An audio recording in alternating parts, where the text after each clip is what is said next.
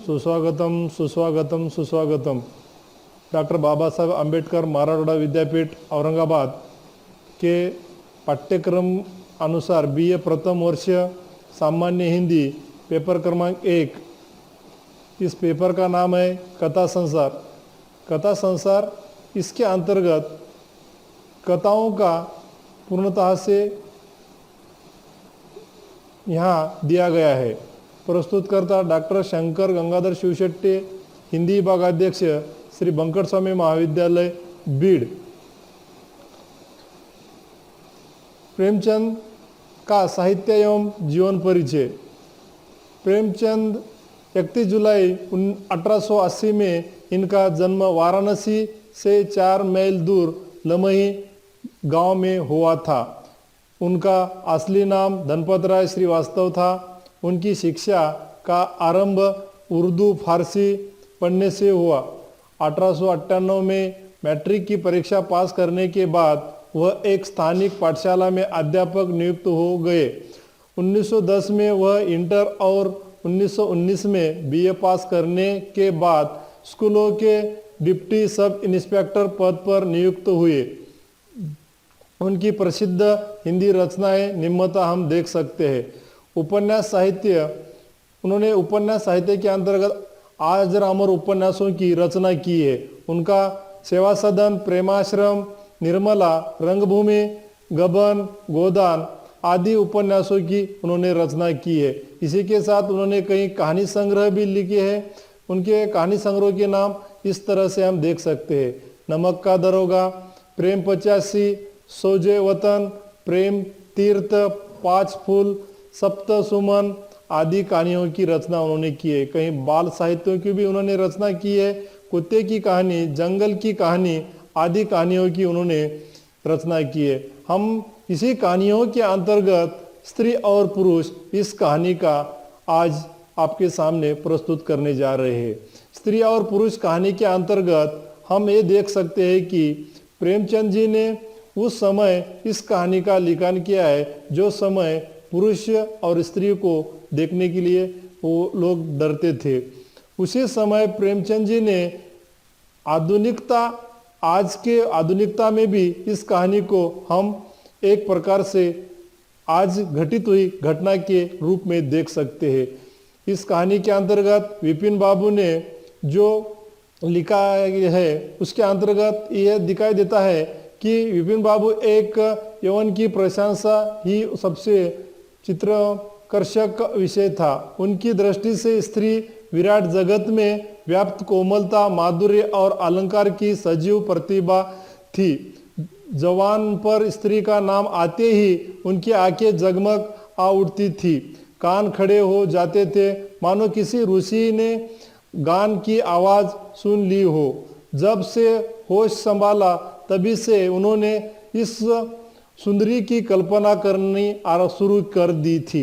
उनके हृदय की रानी होगी, उसमें उषा की प्रबलता होगी, पुष्प की कोमलता, कुंदन की चमक, बसंत की छवि, कोयल की ध्वनि व कवि वर्णित सभी गुणों का उन्होंने विशेषणों के साथ और उनके विभूषण आभूषणों के साथ उसका उन्होंने विवरण करते थे। क्योंकि उनको स्त्री का जो इतना आकर्षण था कि उस आकर्षण वो काल्पनिक मूर्ति के उपासक थे।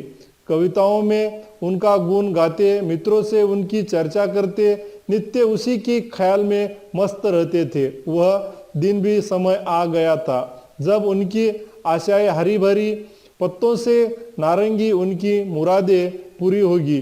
कॉलेज की अंतिम परीक्षा समाप्त हो गई थी और वह विवाह के संदेश आने लगे थे।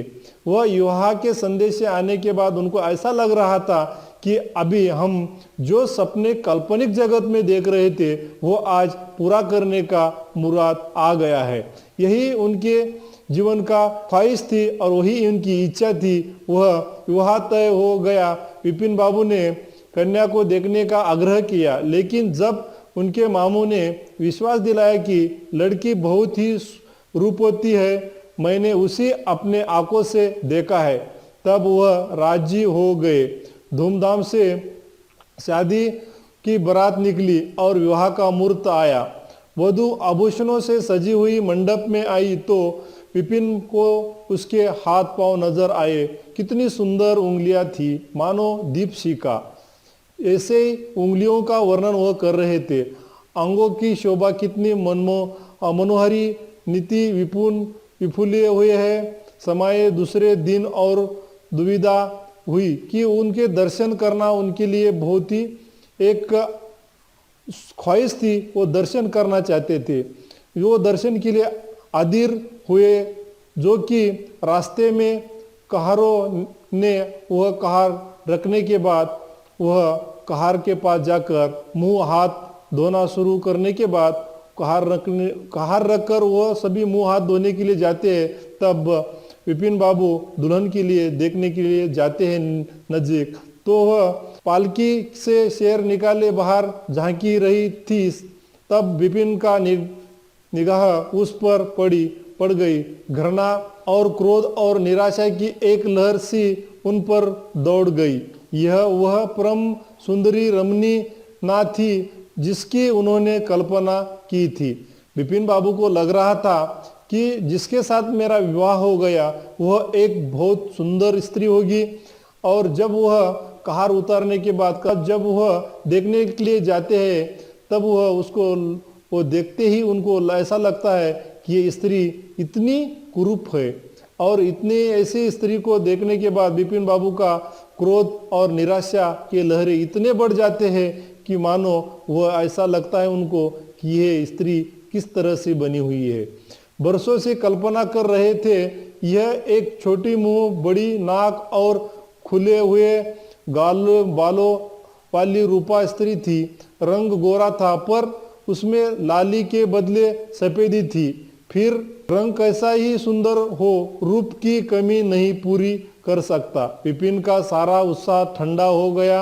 इसे मेरी ही गले पड़ना था क्या? इसके लिए समस्त संसार में और कोई ना मिलता था? ऐसा उन्होंने अनेक प्रकार के उनके दिल में ख्याल आ रहे थे। वह मामू पर बहुत क्रोधित हुए और मामू को भी बहुत गालियां सुनाई आए, जिससे वधू की तारीफें की फूल बांधे थे। इसलिए वह मामू को भी बहुत सारी गालियां सुनाई और वह उतना ही करके शांत न बैठते हुए जब वह कारों ने फिर पालकियां उठाई तो विपिन मन में सोचने लगा, इस स्त्री के साथ मैं कैसे बात करूंगा, कैसे उसके साथ जीवन काटूंगा। उसकी और तो ताकने का ही घृणा होती है, तो उस स्त्री के तरफ के साथ किस तरह से संसार करूंगा। ऐसा कुरूपा स्त्री भी संसार में है, इसका मुझे अब तक पता न था। क्या मुंह ईश्वर ने बनाया है, क्या आंखें है। मैं और सारे ऐबों के साथ उसको देखने का और उसके आंखें बंद कर लेता है और वो जो क्रोधित होता है और वो क्रोधित होकर अपने आंखें बंद कर लेता है और वह वहाँ से चला जाता है। लेकिन यह चौड़ा सा मुंह, भगवान क्या तुम्हें मुझे पर वज्रघात करना था? विपिन को ऐसा लग रहा था ऐसे भगवान ने भी ऐसी कुरूप स्त्री मेरे ही नसीब में डाली। क्यों भगवान भी ऐसे कुरूप स्त्रियां बनाता है, ये मुझे आज तक पता नहीं था। विपिन बाबू को ऐसा लग रहा था कि भगवान तो मेरे वज्रघात किया है और मेरे मामू ने भी मेरे ऊपर प्रहार किया है, ऐसी स्त्री मेरे गले में बांधकर। विपिन को अपना जीवन नरक सा जान पड़ता था, क्योंकि वह इतने कल्पना के साथ स्त्रियों के सौंदर्यता का वर्णन करता था। वही उसके जीवन में न आकर इतनी कुरूप स्त्री उसके जीवन में आई थी। इसलिए विपिन बार बार वह गुस्सा कर रहा था। वह अपने मामू से लड़ा, ससुर को एक लंबा खर्रा लिखकर फटकारा, माँ बाप से हुज्जत की और जब से शांति ना हुई तो कहीं भाग जाने की बात सोचने लगा। आशा पर उसे दया अवश्य आती थी। वह अपने को समझाता कि इसमें उस बिचारी का क्या दोष है, उसने जबरदस्ती तो मुझसे विवाह नहीं किया है। लेकिन यह दया और यह विचार उस घृणा को भी वह संभल कर नहीं रख सकता था, जो आशा को देखते ही उसके रोम रोम में व्याप्त हो जाती थी। आशा अपने अच्छे से अच्छे कपड़े पहनती, तरह तरह से बाल संवारती, घंटों आईने के सामने खड़े होकर वह अपना संवारना शुरू करती थी।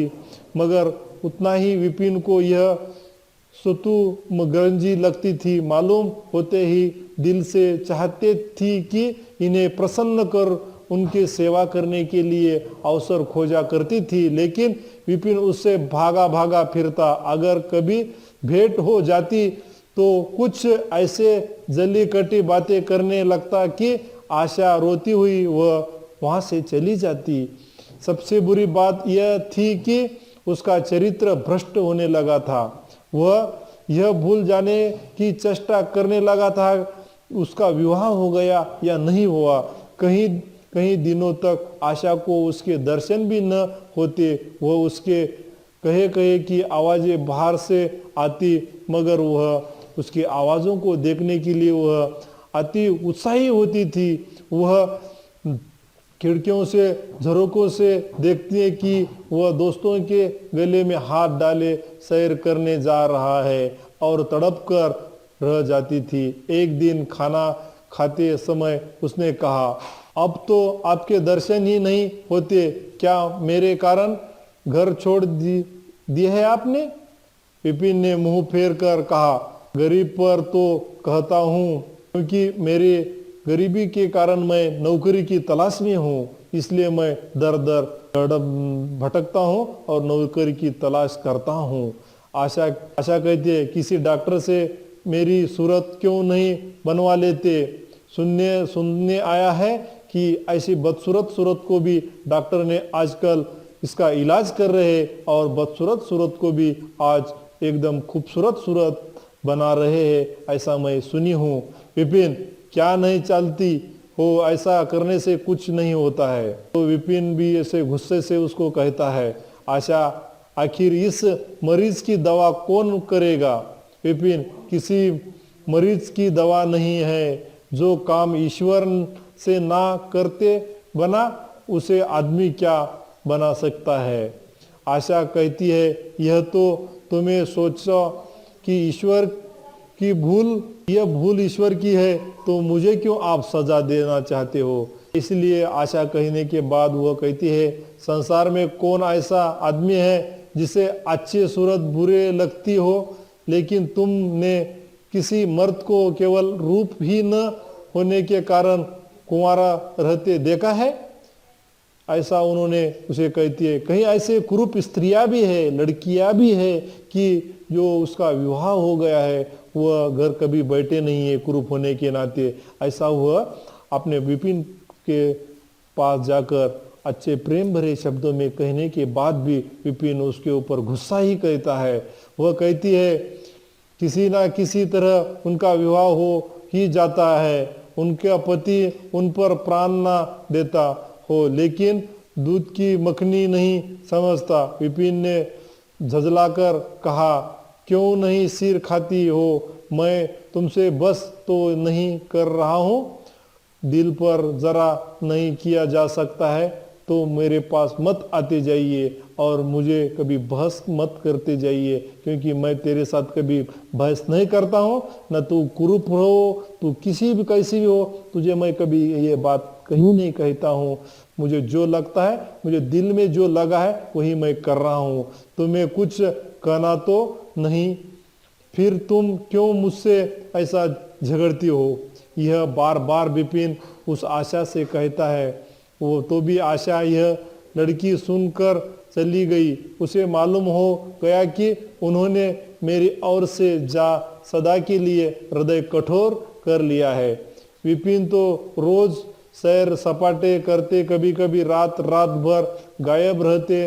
इधर आशा चिंता और निराश से भूलती भूलती बीमार पड़ गई, लेकिन विपिन भूल कर भी उसे देखने ना जाता। सेवा करना तो दूर रहा, इतना ही नहीं वह दिल में मनाना भी नहीं चाहता है। मगर वह आशा इतनी बीमारी होते हुए भी उसकी यादों में तड़पती है और उसको लगता है कि एक न एक दिन वह मुझे जरूर मिलने आएगा। इसके ही भरोसे पर वह बैठती रहती है। अब वह और भी ऐसी लग रहा था, आशा को से पूछता चाहती थी, कहीं उसे लगता था कि वह मुझे मिलने जरूर आएंगे। मेरे साल डाल पर निगाह रखने वाली भी है। अब वह धड़क छोड़ गया है।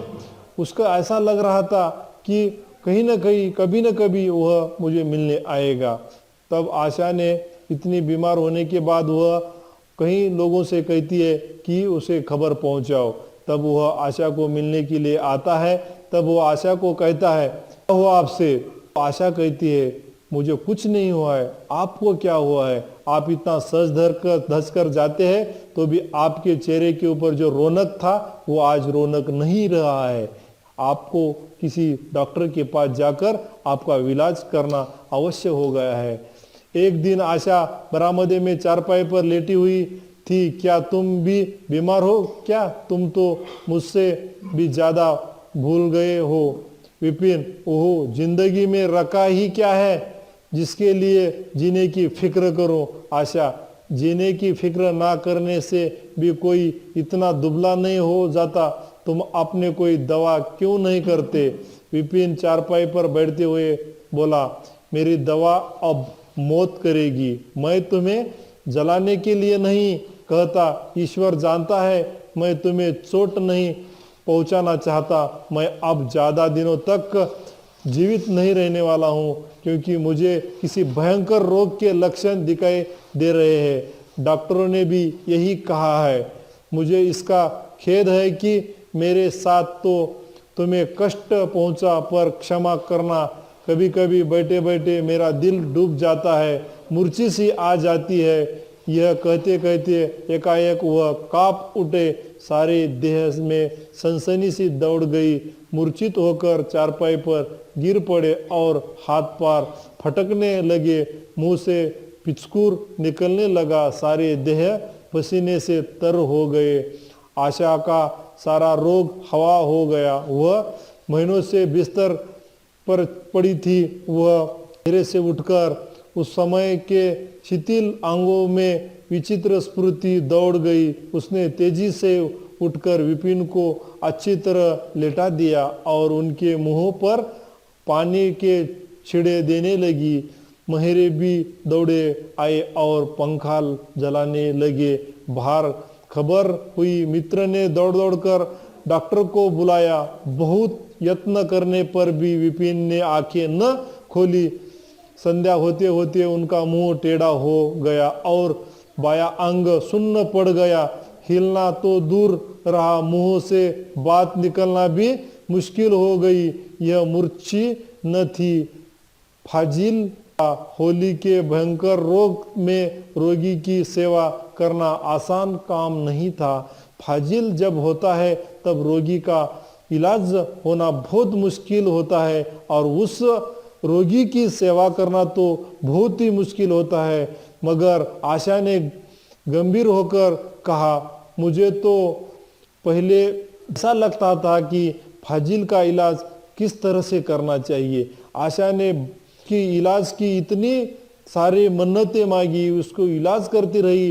15 दिनों तक उस विपिन का उन्होंने दिन रात उसकी सेवा करती रही और उसको सेवा करते समय कई दिनों के बाद विपिन थोड़ा उसके शरीर में सुधार आई और विपिन उठने लगा, बैठने लगा। कई दिनों के बाद थोड़ा थोड़ा पाँव भी नीचे रखने लगा और उसको चलाने का प्रयास उन्होंने की। उसको लेकर चलाती थी, उसको खाना खिलाती थी, उसको गर्म पानी से नहलाती थी और उसको अनेक प्रकार की सेवा वह औरत करने लगी थी, क्योंकि उसका पति उसको वापस लाना था। तो वह जो देखिए, हम तो पत्नी की खूबसूरती और उसकी बदसूरती को देखकर हम उसके पास जाते हैं, मगर पत्नी ऐसा नहीं करती, क्योंकि अपना पति कितना भी बदसूरत क्यों न हो, उसके ऊपर वह दिलो जान से चाहती है। भी वह चाहकर न चाहते हुए भी उसके पति को इतनी सेवाएं देती है और वह उसको ठीक करने का वह प्रयास करती है और वह एक दिन ठीक हो जाता है, मगर उसका मुंह इतना टेढ़ा हो जाता है कि मुंह को देखने के लायक उसका मुंह नहीं रहता है। क्योंकि उसका मुंह जब पहले का था, उसके मुंह के ऊपर जो जो नूर था वो पूर्णतः से नूर गायब हो जाता है और वो इतना काला कलोटा दिखाई देता है और वह भी उसको आशा को इतना अच्छा लगने लगता है क्योंकि वह अब आशा के साथ रहने लगा था। आशा ने गंभीर होकर कहा, मुझे तो पहले से कहीं अच्छा मालूम होता है, चलो बातें बनाती हो। ऐसा कहकर वह कहीं स्त्रियों को वह अपना पति के बारे में बड़ा चढ़ाकर कहने का वह प्रयास करती है। वह सोचती है कि मेरा पति जब कुरूप भी हो गया तो क्या हुआ, वह दिल से मेरे साथ है, वो मेरे हृदय के अंतर है, वो मैं उसके मुंह को नहीं देखती तो मैं उसके दिल के अंतर्गत के प्रेम को मैं उसको चाहती हूँ। यह कहकर अनेक औरतों को जो को बोलते हैं उसका पति अब उसके साथ नहीं आया है। क्यों आया है? कि वो बीमार गिरने के बाद आया है, इसलिए वह तुझे नहीं चाहते हुए भी वो कहती है कि नहीं, वो मुझे अभी चाहने लगा है। नहीं बहन, सच कहती हूँ, रूप के बदले मुझे उनकी आत्मा मिल गई जो रूप से कहीं बढ़कर है, ये वो कहती है। और वह खुद को अपने पति के साथ रहने का वो उसका जो दिल था वह पूरे करने में वो लग जाती है। कहीं पुरुष ऐसे होते हैं कि पत्नी कुरूप होने के बाद वो पत्नी के साथ न रहते हुए वह दूसरे स्त्रियों के साथ रहना पसंद करती है, मगर पत्नी ऐसा नहीं करती है। अपना पति कितना भी कुरूप हो, अपना पति कैसा भी हो, अपना पति ही उसको अच्छा लगता है। और यही आज के ज़माने में भी ऐसे हमें अनेक घटनाएं देखने को मिलते हैं। तो हम ये कहते हैं कि स्त्री और पुरुष, यह कहानी आज भी एक प्रासंगिक कहानी लगती है, क्योंकि आज के युग में भी ऐसे अनेक पुरुष है जो कि अपनी स्त्री, अपनी पत्नी कुरूप होने के बाद उसको इतना नीचे दिखाते हैं कि उसको गालियां देते हैं, उसको एक घर से बाहर निकालना चाहते हैं। ऐसे भी आज के आधुनिक युग में भी हमें पति मिलते हैं, मगर आज के युग में भी पत्नियां ऐसे ही है जैसा कि आशा जिस प्रकार थी, वह पति को ही, कैसा भी पति हो, उसको ईश्वर मानने वाली पत्नियां आज के भी युग में हमें देखने को मिलता है। इसलिए प्रेमचंद का साहित्य आज भी आधुनिक एवं यथार्थवादी एवं आज को प्रासंगिक लगता है। इसीलिए प्रेमचंद का साहित्य अजरामर है और स्त्री और पुरुष इस कहानी के माध्यम से उन्होंने दिखाने का प्रयास किया है। धन्यवाद।